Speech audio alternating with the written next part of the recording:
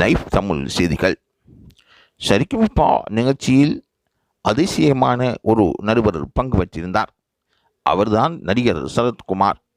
அவர் எழுந்து வந்து போட்டியாளருடன் சேர்ந்து பாடி பரபரப்பை ஏற்படுத்தினார். அந்த காட்சி பலரின் உள்ளங்களை கவர்ந்திருந்தது. இந்த வாரம் சரிகமபா நிகழ்ச்சி நடைபெற்றிருந்ததை நீங்கள் அறிவீர்கள்.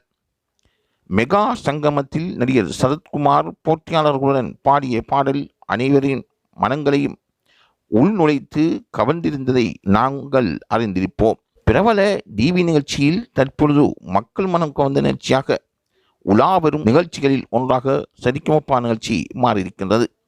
வாரந்தோறும் சனி மற்றும் ஞாயிறு தினங்களில் இரவு 7 மணிக்கு இந்த நிகழ்ச்சி ஒளிபரப்பானதும் சிறுவர்களும் பெரியவர்களும் முதியவர்களும் தொலைக்காட்சி முன் அமர்ந்து இந்த நிகழ்ச்சியை பார்ப்பது வழக்கமாகிவிட்டது.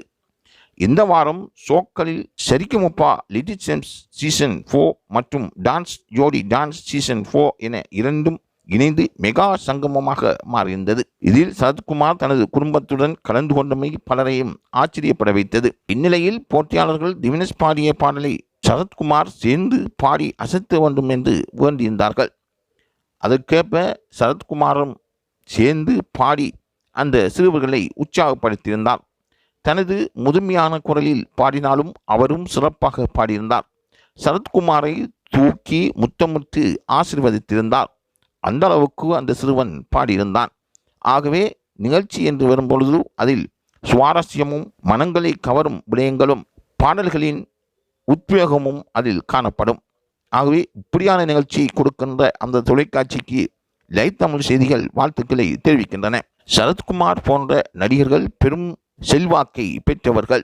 அவர்கள் இந்த போட்டியாளர்களுடன் சேர்ந்து விசேடமாக திவினேஷுடன் சேர்ந்து பாடுவது பெருமைக்குரியதாகும். அந்த சிறுவனுக்கு கிடைத்த வாய்ப்பை அவன் சரியாக பயன்படுத்துகிறான் என்றே கூற வேண்டும். தொடர்ந்தும் இணைந்திருங்கள்.